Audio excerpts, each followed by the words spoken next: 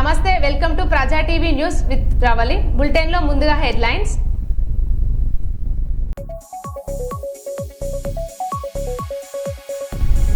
Warangal polytechnic college వద్ద ఉద్రిక్తత, నాయకుల అరెస్టుతో భారీగా మోహరించిన పోలీసులు.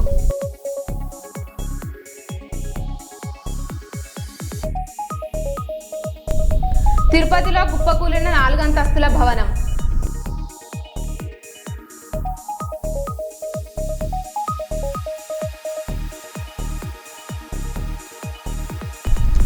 కవిత చేతుల మీదుగా ముదిరాజ్ సాంప్రదాయ వివాహం, వధువు శివానికి 3 ముళ్ళు వేసిన కవిత.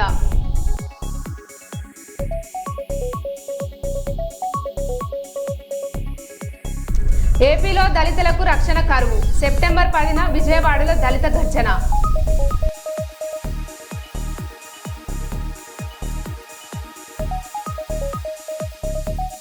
రేగొండ మండలంలో స్మార్ట్ రేషన్ కార్డుల పంపిణీ చేసిన ఎమ్మెల్యే జిఎస్ఆర్.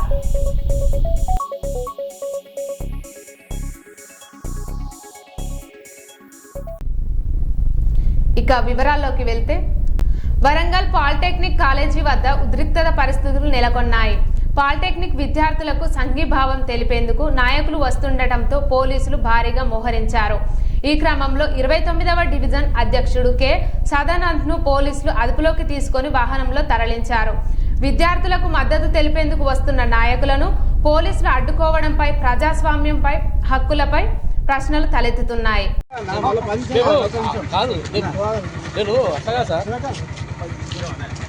నాయకుడు కలవద్దా?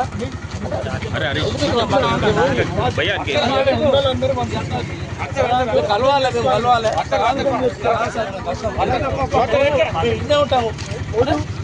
సార్ రావాలి, మా నాయకుడు వస్తాడు.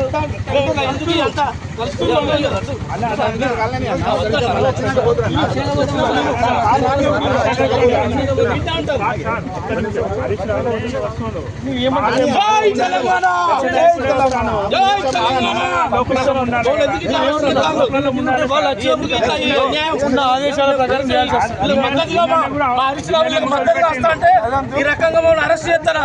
ఇదంతా కాంగ్రెస్ కుట్ర, ఇదంతా ఖబర్దార్ రేవంత్ రెడ్డి. ఈ విద్యార్థుల కోసం మేము ఇలా సంఘీభావం పెడితే మమ్మల్ని అరెస్ట్ చేస్తారా? ఇది సరైనది కాదు. దయచేసి మా హరీష్ గారు సంఘీభావం తెలపాలి. మా హరీష్ గారు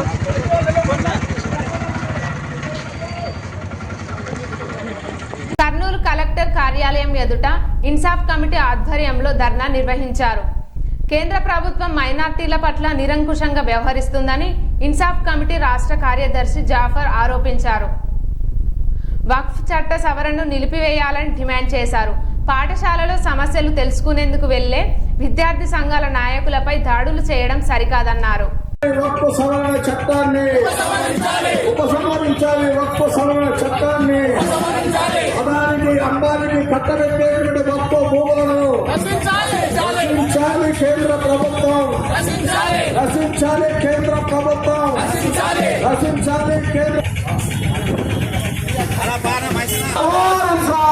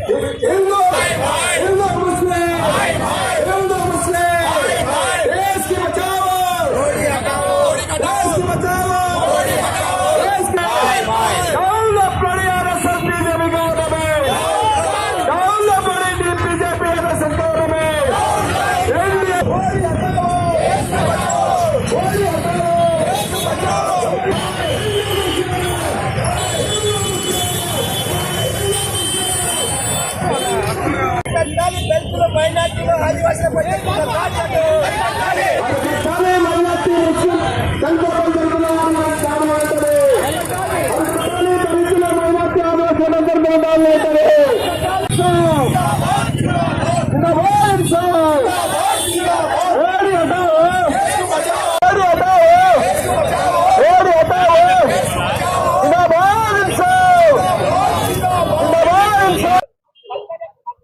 कम्युनिस्ट पार्टी सीपीఐ జాతీయ సమితి పిలుపు మేరకు బదలావు జరూరీ హై మార్పు కావాలని చెప్పి మోడీ హటావో దేశ్ కు బచావో అనేటువంటి కార్యక్రమాన్ని దేశవ్యాప్తంగా ఇవాళ నిర్వహిస్తా ఉన్నాం.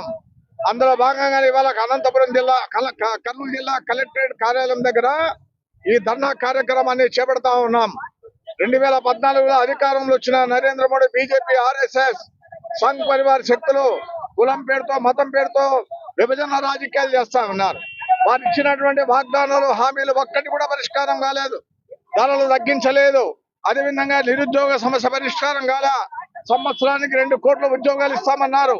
ఇవాళ జిఎస్టీ తీసుకొని వచ్చి భారతదేశంలో 5 లక్షల పరిశ్రమలు మూతపడిపోయినాయి. అనేక రకాలైనటువంటి కూడా విధ్వంసం జరుగుతూ ఉంది.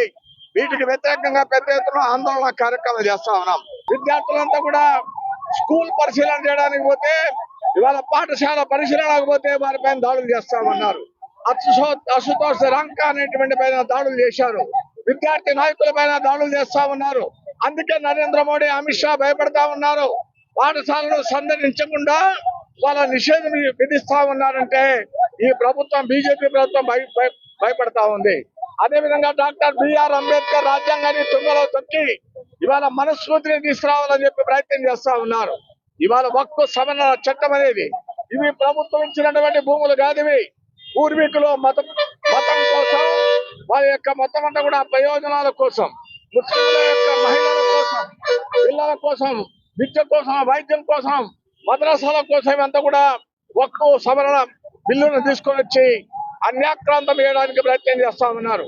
వేలాది ఎకరాల భూములు స్వాధీనం చేసుకొని అదాని అంబానీకి కట్టబెట్టేటువంటి ఒక దుర్మార్గమైన ప్రయత్నం జరుగుతూ ఉంది.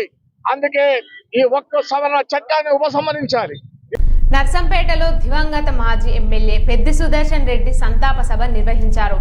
ఆయన ప్రజాసేవ, నియోజకవర్గ అభివృద్ధికి చేసిన కృషి నాయకులు, కార్యకర్తలు, ప్రజలు స్మరించుకున్నారు. ఎలక్ట్రానిక్, ప్రింట్ మీడియా ప్రతినిధులు ఆయనతో తమకున్న అనుబంధాన్ని గుర్తు చేసుకున్నారు. పలువురు భావోద్వేగానికి లోనయ్యారు. పెద్ద సంఖ్యలో హాజరైన అభిమానులు, కార్యకర్తలు పెద్ద చిత్రపటానికి నివాళులర్పించారు.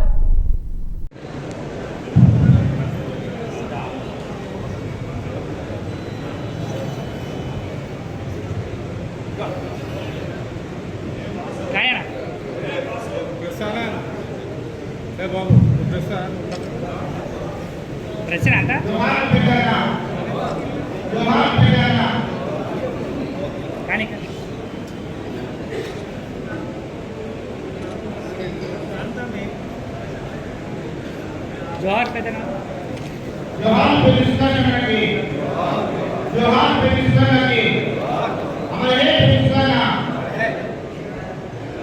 जोहार जोहार पेदिस्तान को हमारे पेदिस्तान का पाकिस्तान सुदर्शन का आशा पाकिस्तान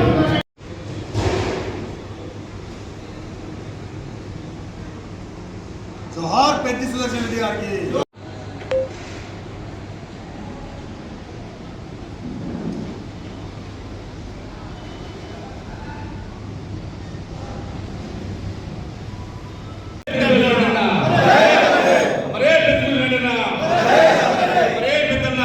హన్మకొండ కలెక్టరేట్ వద్ద ఉద్యోగ సంఘాల సంయుక్త కార్యాచరణ కమిటీ ఆధ్వర్యంలో చేపట్టిన ఆందోళనకు మాజీ మంత్రి ఎమ్మెల్యే హరీష్ రావు సంఘీభావం తెలిపారు. పెండింగ్ లో ఉన్న 6 డిఏలను వెంటనే విడుదల చేయాలని, పీఆర్సీ అమలు చేయాలని ఉద్యోగ సంఘాలు డిమాండ్ చేస్తున్నాయి. కాంట్రిబ్యూటరీ పెన్షన్ విధానాన్ని రద్దు చేసి పాత పెన్షన్ విధానాన్ని పునరుద్ధరించాలని కోరుతున్నారు. ఉద్యోగులు, ఉపాధ్యాయులు, పెన్షనర్ల సమస్యలను ప్రభుత్వం వెంటనే పరిష్కరించాలని హరీష్ రావు డిమాండ్ చేశారు.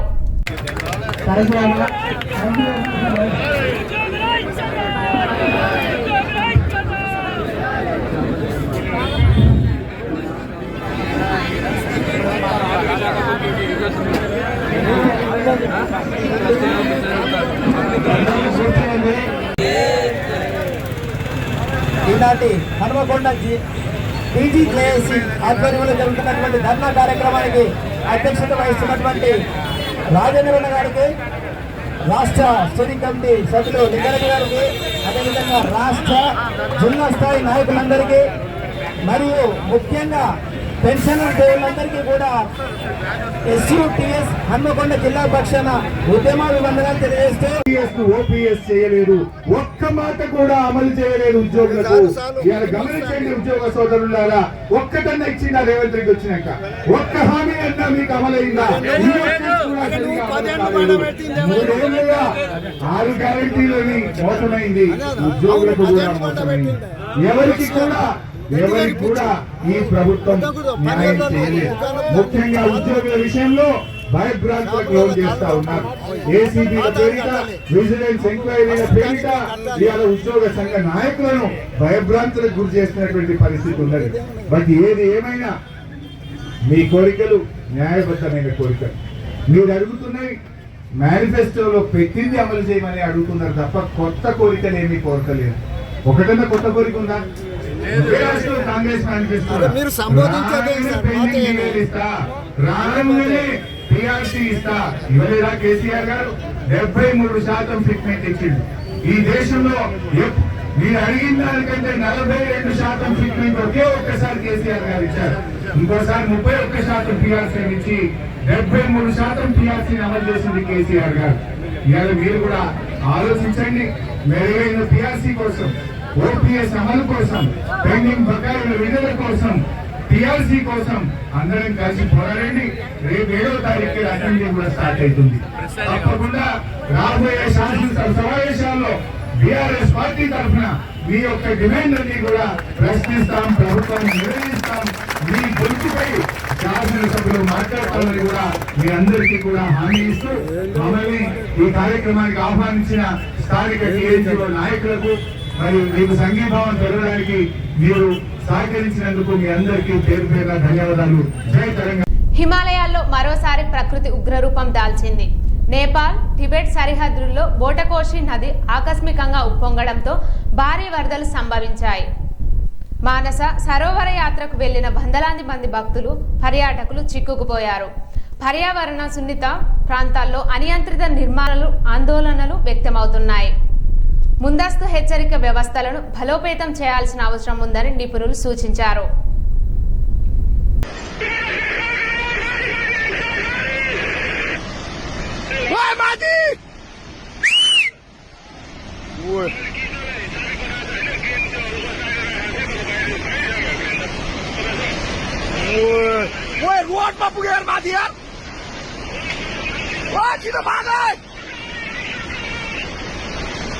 तो बाउंड ना आएगा ना मुझे।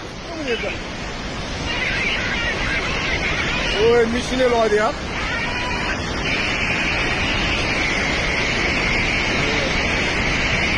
ओए पाए उसका बहुत के यार। ओए जो मार के बात हो कुछ। ओए वो मिशने नहीं है। मैं सलेजत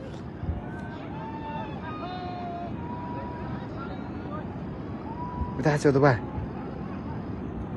ओए वो घर की गाड़ी मार सकता है। ओए शिट Oh shit man. बता चो ओए फेरंगा माझं भास्ती बिंग यार. ऐसे गाड़ी में उल्टो खाली सन। हसगे यार बता चो जो तर अशा मदा वे शापा गाडी शापा. गाडी गाडी अशा पेंबा तुरला जा. ओ शिट वो जो बच्चों बच्चे उड़ूंग डालो बा। उलुंग दालो को शापा उतार गाडी शापा. ओ तासो तो बा ओइ जो टीम शाप ल पांगे नाम वे हट ओए वो नंबर का दे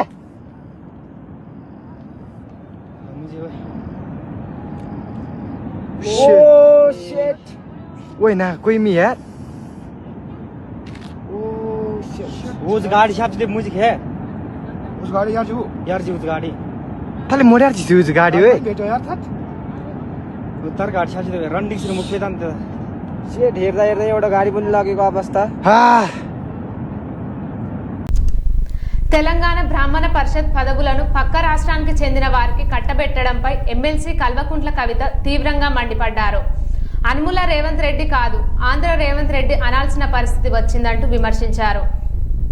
తెలంగాణ ఉద్యమకారులను అవమానిస్తారా అని ప్రశ్నించారు. బ్రాహ్మణ పరిషత్ చైర్మన్, వైస్ చైర్మన్లను వెంటనే తొలగించాలని ప్రభుత్వాన్ని డిమాండ్ చేశారు. రేవంత్ రెడ్డి అంటే అనుముల రేవంత్ రెడ్డి కాదు, ఆంధ్ర రేవంత్ రెడ్డి అనాల్సిన పరిస్థితి వస్తున్నది. ఎందుకోసం ఈ మాట చెప్తా ఉన్నామంటే, తెలంగాణలో ఉండేటటువంటి బ్రాహ్మణ పరిషత్తుకి చైర్మన్ను, వైస్ చైర్మన్లు ఇద్దరిని కూడా ఆంధ్ర ప్రాంతానికి సంబంధించిన వ్యక్తుల్ని ముఖ్యమంత్రి గారి పర్యవేక్షణలో కాంగ్రెస్ ప్రభుత్వం ఏర్పాటు చేయడాన్ని తెలంగాణ రక్షణ సేన చాలా తీవ్రంగా ఖండిస్తుంది.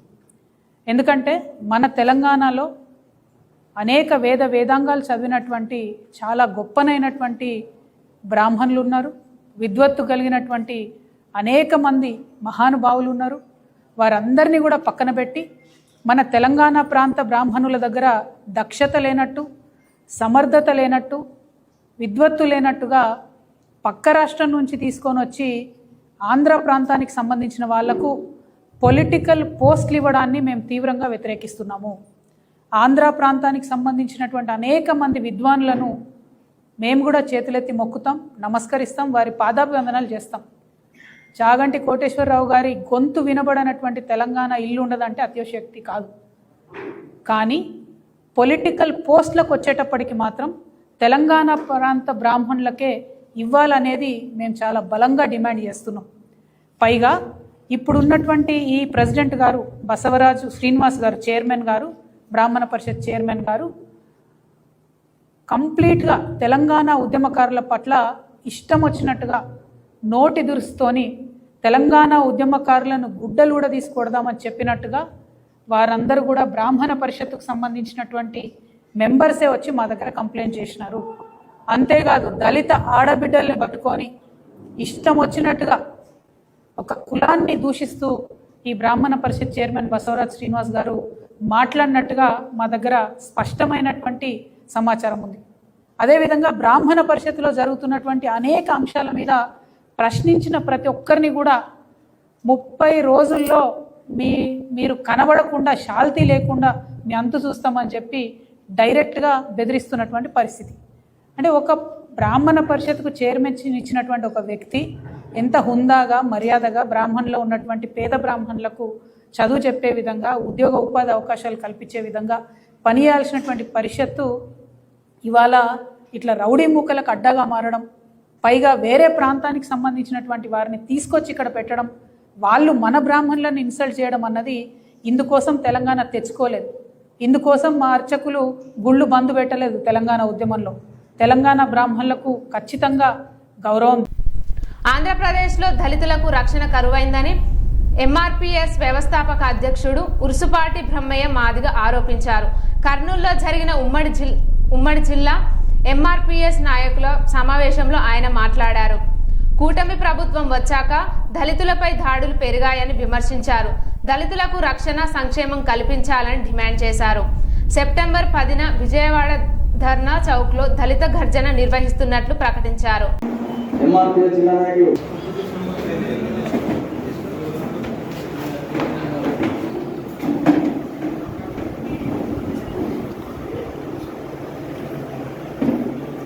అన్న ఉచ్చూరప్ప సీనియర్ నాయకులు కూడా వేదికకి రావాల్సింది కోరుకుంటున్నాం.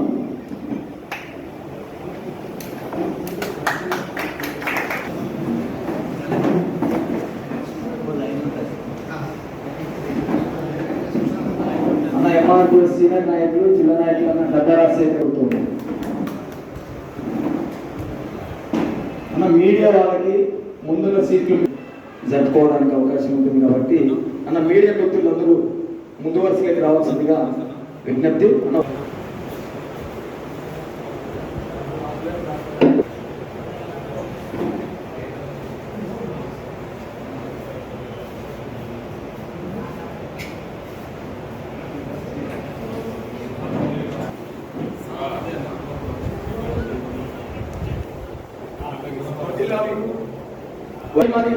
పోరాట శక్తి ఎద్దులని మాదిగల ఐక్యత, ఎద్దులని మాదిగల ఐక్యత, ఎద్దులని ఊసుకొని బ్రహ్మైన మాదిగల నాయకత్వం. జోహార్ మాదిగ అమర వీరులకు, జోహార్ మాదిగ అమర వీరులకు, జోహార్ మాదిగ అమర వీరులకు. ఈనాటి మాదిగ రిజర్వేషన్ పోరాట సమితి